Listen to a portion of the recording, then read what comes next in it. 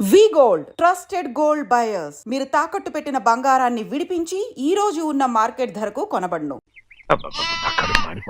ఏంటన్నా బాగా ఆకలాతుందా? అవునమ్మా, ఇడ్లీ దమ్మని ఆ బస్సు గాని పంపించి 2 గంటలైంది. అప్పటికి ఆలస్యం అవుతామని నా బండి కూడా ఇచ్చి పంపించా. సంతోషించాం. ఏంట్రా ఇంత ఆలస్యంగా చచ్చావు? మరే దీన్ని నడిపించకరావద్దేంటి? అదే నేనైతే లగెత్తుకెళ్ళి లగెత్తుకు వచ్చేసేవాడిని. అంటే ఈ బండి నడపడం నీ చేత కదా? మరి ఎందుకు చేసుకెళ్ళట్టు? ఏమో మీరు తీసుకెళ్ళమన్నారు, తీసుకెళ్ళాను. కర్మ. సర్లే, ఆకలి చచ్చేట్టుగా ఉన్నా. ఇడ్లీలు ఎక్కడా? అదిగో మూటలో వచ్చేస్తున్నాయి. నోట్లో ఇడ్లీలు రావటం ఏంట్రా? రే ఈయన నంబర్లే గానీ మూట దింపి ఇప్పి చూపించండి. అట్టగానండి. ఇన్ని ఇడ్లీలు తెచ్చావిడ్రా? మరి 494 రూపాయలకు ఆ మాత్రం ఇడ్లీలు రావేంటి? 494 రూపాయలకి ఇడ్లీలా? మరి అదే చెప్పడమేమో చెప్పేస్తారు, ఆ తర్వాత మర్చిపోతారు. మనీ నాగమణి. నాగమణి ఏంటండి? ఏంటంట? అప్పుడు మీ నాన్న నాతో ఏం చెప్పాడు? ఉండండి ఆలోచించుకుని చెప్తాను. ఏంటమ్మా, ఫ్లాష్ బ్యాక్ వెళ్తున్నావా? అవును. బాబా ఆకలేస్తుందిరా. ఆ రామస్వామి హోటల్కి వెళ్ళి కాస్త తెచ్చిపెట్టు. నాకు కూడా ఆకలిస్తుందండి. నువ్వేదైనా తిని నాకు మాత్రం ఒట్టి ఇడ్లీ పడరా. ఇదిగో ఈ నోటు ఎంతో తెలుసా? నేనేమన్నా తెలివి తక్కువ అనుకున్నారా? 500 నోటు. అబ్బా, నువ్వే దీన్ని అచ్చుకుతున్నట్టుగా మాట్లాడుతున్నావే. చాలా ఆకలేస్తున్నాయి. బండేసుకెళ్ళి తొందర తీసినప్పా. ఇదండి జరిగింది. చిల్లర లేదు కదా అని 500 రూపాయలు నోటిచ్చి పంపిస్తే మొత్తం ఇడ్లీలు పట్టుకొస్తా ఉంటా. నీ నోట్స్ చెప్పు. ఆకలేసేస్తుందమ్మా. చట్నీ సాంబార్ ఇదిరా? ఇచ్చాడండి. ఇది నేనే వద్దన్నానండి. ఎందుకని? మరి అదే మళ్ళీ మర్చిపోయారు. నాగమణి మీ నాన్న నాతో ఏం చెప్పాడు? అయ్యో అయ్యో, చట్నీ సాంబార్లని ఎన్నిసార్లు ప్యాక్ పెట్టుకెళ్తారా? తిని నాకు మాత్రం ఉట్టి ఇడ్లీ పడరా. ఇదిగో ఆయనకు అర్థమయ్యట్టు మళ్ళీ చెప్పు. నాకు మాత్రం ఒట్టి ఇడ్లీ పడరా. అయ్యో నువ్వు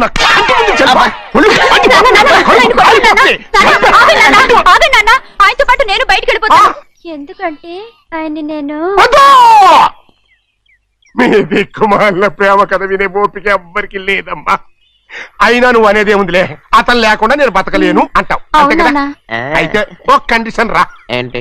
నువ్వు చాలా తెలియగలవాడవని ఈ ప్రపంచానికి, నీ ముఖానికి ప్రపంచం దాకా ఎందుకు గాని ఈ ఊళ్ళో నిరూపించుకో. నా కూతురు నీకు ఇచ్చి పెళ్లి చేస్తా. వాకే వెరీ వీచి. అయితే నువ్వు ఇంటి బయటికి వెళ్ళరా. బయటకెళ్ళా రండి. అయ్యయ్యో, నా కాళ్ళు చేతులు ఆటం లేదే. మీరెందుకు వచ్చారయ్య గారు? కబురు పెడితే నేనే వచ్చేదాన్నిగా. కూర్చోండి అయ్యా, కూర్చోండి. చిన్నయ్య టౌన్ కి వెళ్ళాడు, ఏదో కొట్లో పని చేస్తున్నాడు. దాన్ని ఎవడు మర్చగలడు?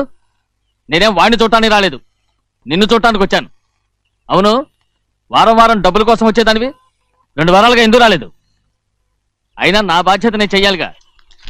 ఇదిగో తీసుకో. డబ్బొద్దండి. నీ మనవడిని నేను ఇంట్లోంచి తరిమేశాను వద్దంటున్నావా? ఇది నీ మనవడి కోసం కాదు, నీ కొడుకు కోసం నేను చెయ్యాల్సిన బాధ్యత. ఆనాడు ఊరంతా నా బిడ్డ తప్పు చేశాడన్నా, మీ మనసుకి మాత్రం తప్పు చేశాడనిపించలేదు. ఈ రోజు నా మనవడు కూడా ఏ తప్పు చేయలేదు. ఆ విషయం మీరు తెలుసుకుని వాణ్ణి ఏ రోజు పనిలోకి రమ్మంటారో ఆ రోజే డబ్బు తీసుకుంటాను. నీ మనవడు చేసింది నేను కళ్ళారా చూశాను. దాని గురించి మాట్లాడాలంటే నాకే అసహ్యంగా ఉంది. డబ్బు తీసుకుంటావా లేదా? వద్దు బాబు, ఈ రోషమైనాలో నేను చూస్తాను.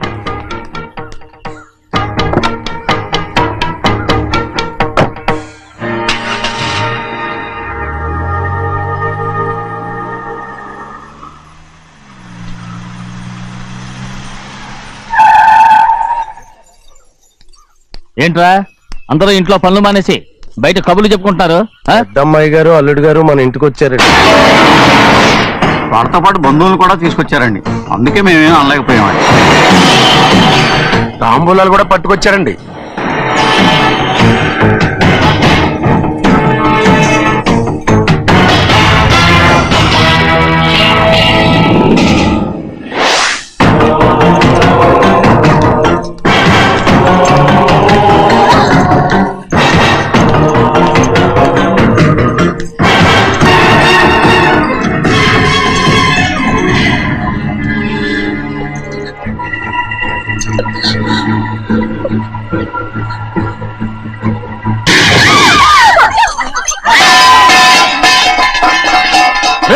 అయ్యా 15 ఏళ్ళైంది బంధాలు తెగిపోయి. ఎంత ధైర్యం ఉంటే మళ్ళీ ఈ ఇంట్లో అడుగు పెడతారు? ఎవరు ఈ గాడిదల్ని లోపల రానిచ్చింది? ముందు వీళ్ళందరినీ మెడబెట్టి బయటికి గెట్టేయండి. నేనే వాళ్ళని రమ్మన్నాను. ఎందుకు రమ్మన్నావు? నా పెళ్లి గురించి మాట్లాడడానికి. నీ పెళ్లి గురించి మాట్లాడటానికి వాళ్ళెవరు? నా తోడ పుట్టింది, మీ కన్న కూతురు. దాని మెడలో తాళి పండే రోజునే ఆ వర్షం మారిపోయింది. తాళి కట్టించుకుని వేరే ఇంటికి వెళ్ళినంత మాత్రాన మీ కూతురు కాకుండా పోతుందా? ఈ విత్తనవాదం వద్దు. రమ్మని చెప్పి నువ్వే వాళ్ళని పొమ్మని చెప్పు. అంత కాని పని మేమేం చేశాం బావా? ఇంకోసారి బాగున్నావు అంటే మర్యాద దక్కదు. మీ చిన్న కూతురు పరుగు పోయినప్పుడు ఏమైందో ఈ మర్యాద? అది నా సొంత విషయం రా. నాకు సొంత విషయమే. ఏంటో నీ సొంత విషయం? అక్కడ నిలబడిందే అది నా అక్క కూతురు. చేసుకునే హక్కు నాకుంది. అందుకే పిల్లని అడగడానికి వచ్చాం. చెప్పు తీసుకొడతాను. మీ అక్క పోయిన రోజునే అబద్ధాలు అయిపోయాయి. నా కూతుర్ని ఎవరికి కట్టబెట్టాలో నాకు బాగా తెలుసు. కానీ నా పెళ్లికి నా ఇష్టం కూడా ఉండాలి నాన్న. ఓహో, వీడిని ఇష్టపడ్డావన్నమాట పెళ్లి చేసుకోవటానికి.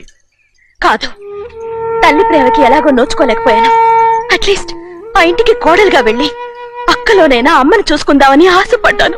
నీ ఆశ నే బతుకున్నంత కాలం తీరదు. ఎందుకు తీరదు? నా పెళ్లికి మీ అనుమతి అవసరం లేదు. నేను ఇప్పుడు మేజర్ని. ఎవరితో మాట్లాడుతున్నావే? ఆయన మనకు జన్మనిచ్చిన తండ్రి. ఆయనకిష్టం లేకుండా నీ పెళ్లి జరిగిపోతుంది అనుకుంటున్నావా? నువ్వు మేజర్ అంటున్నావే.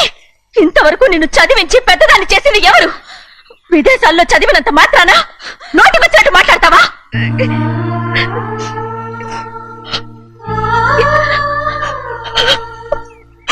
నన్ను క్షమించండి నాన్న.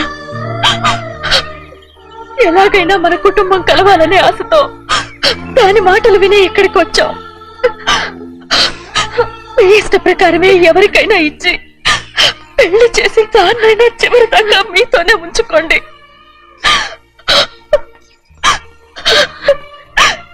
వెళ్ళొస్తానన్నా. ఎందుకు వదినా వెళ్ళొస్తామని చెప్తున్నావు? ఈ జన్మలో ఇక్కడికి రాలేమని తెలిపోయింది కదా. వెళ్తామని చెప్పు.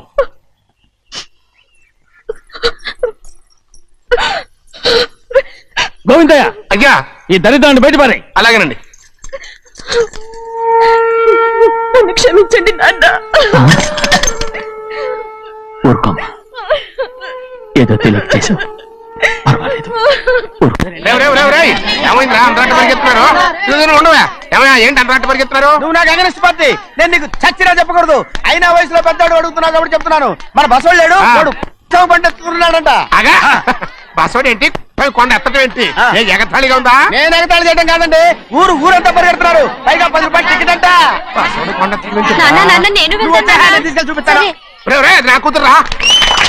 ప్రశాంతంగా ఉండండి, ప్రశాంతంగా ఉండండి. ఆంజనేయ స్వామి ఒక పంట కాలే బాగా ఒళ్ళు పట్టంటారా.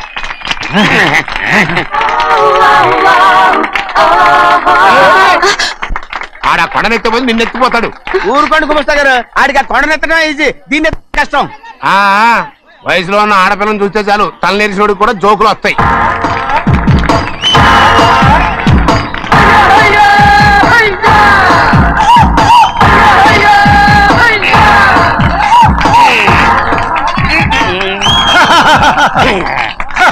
నేను రెడీ. ఏంట్రా రెడీ? కొండనెత్తు. ఓ 50 మందిని పిలవండి. ఎందుకు? ఆ కొండను తెచ్చి నా చేతుల మీద పెట్టడానికి. అప్పటి నుంచి నేను చెబుతూనే ఉన్నా ఇడిట్టని ఫిట్టింగ్ ఏదో పెడతాడు అని. ఒక్కడనా నా మాట విన్నారా? ఊరుకోవా, నీ కూతురని మాటలేదు, మేమే వింటాం. ఇది ఒక పిచ్చి కొయ్యి. ఏంటి 50 మంది వల్ల కాదా? అయితే ఊరు మొత్తం వచ్చి ఆ కొండను తెచ్చి నా చేతుల మీద పెట్టండి. అప్పుడు నేను ఒక్కనే ఎత్తుతాను.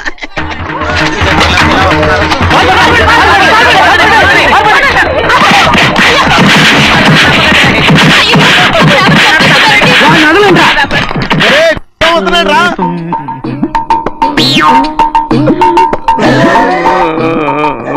ఎందుకయ్యా అమాయకుని పట్టుకుని అందరూ చిత్త కొడుతున్నారు? అమాయకుడా? వీడా? అవును. స్వామి స్వామి, మా వారిని రక్షించినందుకు చాలా థ్యాంక్స్ అండి. ఏ స్కూల్లో చదువుతున్నారా? Co education. అదే కరెక్ట్. Correct correct correct. ఇటు ఇటు ఇప్పుడు మాట్లాడు.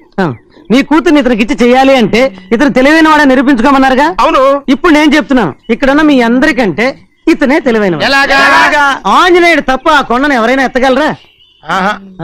చేయలేని దాన్ని చేయగలనని చెప్పి మీ అందరిని నమ్మించి ఇక్కడ తీసుకొచ్చాడే, ఇతను తెలివైనడు కదంటారా? ఇది తీవ్రంగా ఆలోచించవలసిన విషయం. కరెక్ట్. ఒక తెలివైన వాడే ఎదుటి వాళ్ళని తెలివి తక్కువ వాళ్ళని చేయగలడు. He is very bright. ఇప్పుడైనా ఒప్పుకుంటారా? ఒప్పుకున్నట్టే గుండె మీద చేసుకున్నాడు కనుక. స్వామీజీ స్వామీజీ మీ ఆశీర్వాదం ఉంటే వచ్చే వారం నేను నీళ్ల మీద నడుస్తాను, ఆపై వచ్చే వారం భూమి మీద ఈదుతాను. అలాగా? ఏది నీళ్ళల్లో నడు చూద్దాం. ఇక్కడ నీళ్లు లేవే. నువ్వు నీళ్లలో నడుస్తావో నేల మీద ఎత్తావో నాకు అనవసరం. నా కూతురుతో నువ్వు సరిగ్గా నడుచుకుంటావా లేదా? స్వామీజీ చెప్తే నడుచుకుంటాను. స్వామిలాగా మాత్రం నడవకు. ఈ జన్మలో చస్తే నీకు పెళ్ళి అవుతుంది. దా, దా. చేతులు కలపచ్చుగా? భజన వాయించండి. వెళ్ళొస్తాను. స్వామీజీ స్వామీజీ స్వామీజీ ఏంట్రా? అది నా పెళ్ళం చెయ్యి. సారీ, నా చేతి కర్ర అనుకున్నాను. ఆహా, స్వామీజీ అంటే వీడు కర్రను వదిలేసి కన్నీని ఎత్తుకెళ్తున్నాడు.